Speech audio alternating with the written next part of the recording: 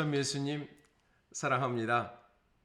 마음을 모아 사랑을 모아 함께 또 오늘도 공부하는 시간을 하겠습니다. 매일 조금씩 아니 어느 때는 잘 보지 않다가 한번 김미래 신부가 오늘은 무슨 말을 하나 하고 이렇게 여는 분도 있겠습니다. 지금은 우리가 가톨릭의 교리서 특별히 창조에 관한 교리 교육입니다. 창조, 우리는 진화론이다, 또 어떤 창조론이다, 그 개념을 넘어서서 하느님의 구원 섭리가 어떻게 진화 안에서 어떻게 창조 안에서 같이 이루어지는가, 그리고 창조에 대한 얘기, 신학적인 개념은 과학과는 다른, 과학은 방법입니다. 어떻게 그것이 시작됐는지, 어떻게 이루어졌는지 하는 방법에 대한 부분을 찾습니다.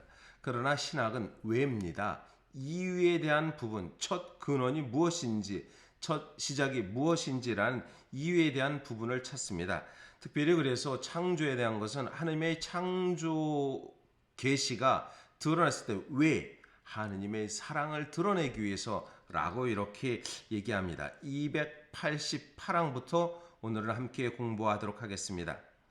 이처럼 창조 계시는 유일하신 하느님께서 당신 백성과 맺으시는 계약에 대한 계시나 그 계시의 실현과 분리될 수는 없습니다.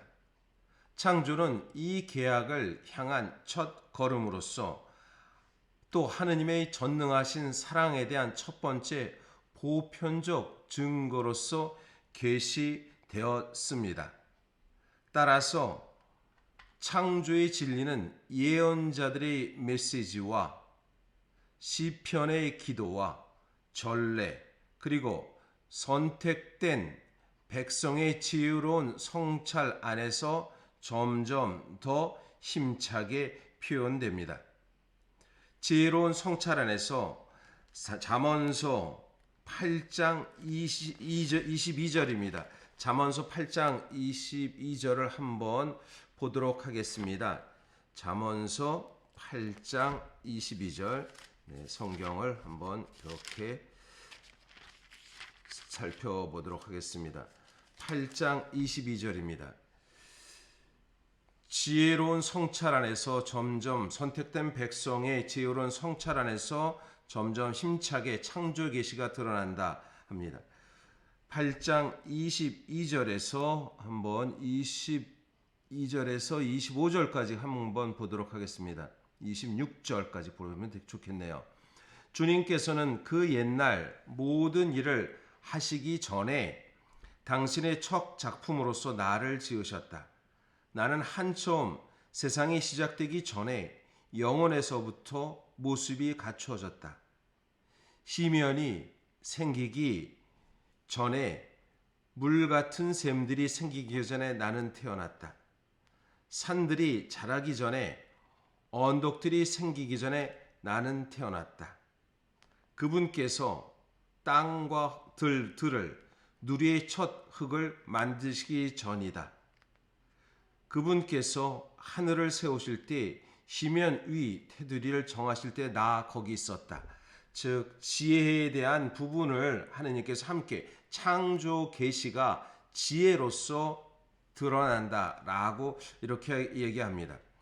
창조를 다룬 성경의 모든 말씀 가운데 창세기의 처음 세 장은 독특한 자리를 차지합니다. 문학적인 관점에서 보면 이 본문들은 다양한 원천을 가지고 있습니다. 하느님의 감도를 받은 성경의 저자는 이 본문들을 성경의 첫 부분에 배치하였습니다.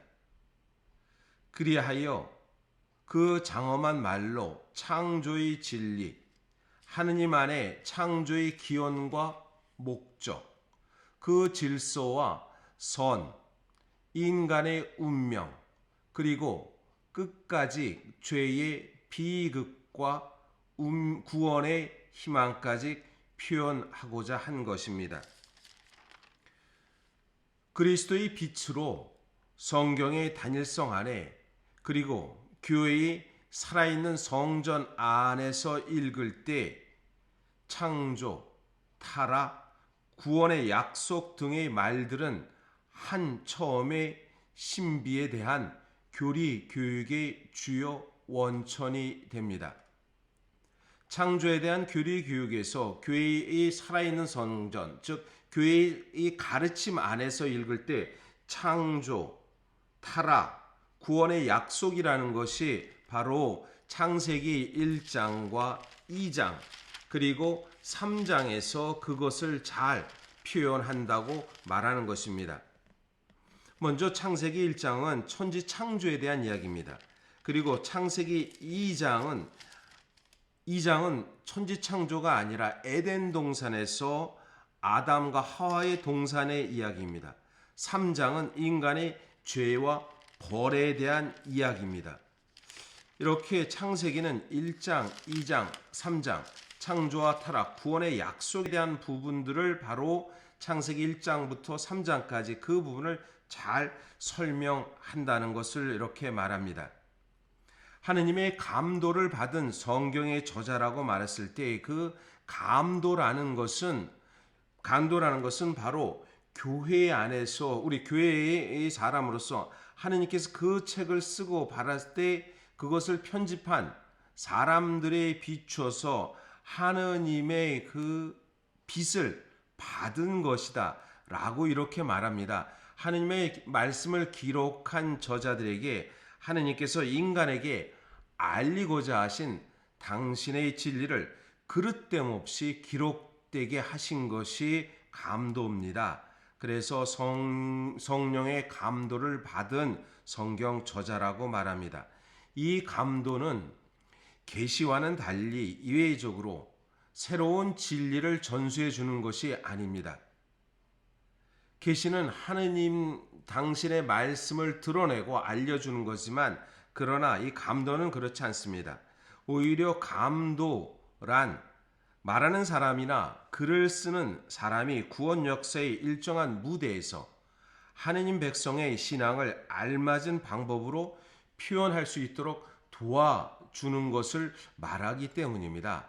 그래서 하느님의 감도를 받은 성령의 저자들, 그들 나름 이성적 판단과 그리고 그들 나름에 갖고 있는 자기의 역사관을 갖고 표현하지만 그 속에 올바로 하느님의 진리가 하느님의 진실이 드러난다라는 것을 이렇게 볼 수 있습니다. 그래서 하느님께 맺어진 첫 번째 계약, 그것은 창조 질서 안에서 한 인간의 계약을 이렇게 말합니다. 창조입니다. 거룩하신 삼위일체 하느님의 업적에 대해서 290항입니다. 한 처음에 하느님께서 하늘과 땅을 창조하셨다. 창세기 1장 1절이죠. 성경의 이 말씀은 세 가지 사실을 말하고 있습니다. 영원하신 하느님께서는 당신 외에 모든 것을 비로소 존재하게 하십니다. 당신 외에 모든 것이 드디어 존재하도록 이미 있었던 그 분이 모든 것을 이제 존재합니다. 당신 홀로 창조주이십니다. 창조하다, 히브리 말로 바라라고 말합니다. 바라라는 말은 언제나 하느님만이 주체로 한다. 직접적으로 하느님이 내가 능동적인 무엇인가 하는 것을 바라라는 창조하다라는 동사입니다. 존재하는 것 전체, 하늘과 땅이라는 말을 표현한다는 것은 그것으로 존재해주는 하느님에게 달려 있습니다. 한 처음 이미 첫 시작, 하느님께서 시간의 시작으로서 존재하셨던 그분이 하느님께서 창조하셨다. 직접 주관하셨고 하늘과 땅, 즉 존재하는 모든 것을 하늘과 땅이라는 그 말에서 드러난 전체 표현입니다. 모든 전체를 하느님께서 창조하셨다라고 이렇게 말씀할 수 있습니다. 291항입니다. 한 처음에 말씀이 계셨다. 말씀은 하느님이셨다. 모든 것이 그분을 통하여 생겨났고 그분 없이 생겨난 것은 하나도 없다. 요한복음 1장 1절에서 3절의 말씀입니다. 신약 성경은 하느님께서 당신의 사랑하시는 아들 곧 영원한 말씀을 통하여 만물을 창조하셨음을 계시합니다. 하늘에 있는 것이든 땅에 있는 것이든 만물이 그분을 통하여 또 그분을 향하여 창조되었습니다. 그분께서는 만물에 앞서 계시고 만물이 그분 안에 존속합니다. 골로새서 1장 16절에서 17절의 말씀입니다. 교회의 신앙은 또한 성령의 창조적 활동도 연명합니다. 그분께서는 생명을 주시는 성령, 창조주 성령, 오소서 성령이여 창조주시여 모든 선의 원천이십니다. 라고 이렇게 교회는 고백합니다. 구약 성경의 안에서 암시되고 새로운 계약 안에 계시된 성부의 창조 활동과 분리될 수 없는 성자와 성령의 창조 활동은 교회의 신앙 규범으로서 분명하게 확언합니다. 하느님께서는 오직 한 분뿐이십니다. 그분은 아버지이시고 그분은 하느님이시며 그분은 창조주시고 그분은 주인이시며 그분은 만드신 분이십니다. 그분은 당신 자신 곧 당신의 말씀과 당신의 지혜를 통하여 당신의 두 손이신 성자와 성령을 통하여 만물을 창조하셨습니다. 창조는 거룩하신 삼위일체 하느님의 공동 작업입니다. 하느님께서 함께 창조 이전에 성부, 성자, 성령이 함께 계시고 그 성부, 성자, 성령이 함께 창조의 공동 작업이라는 것을 이렇게 교회는 가르치고 있습니다. 네, 오늘도 주님 안에서 행복한 하루가 되시기를 바라겠습니다. 네, 이어서 또 창조 이야기 계속 함께 공부하도록 하겠습니다.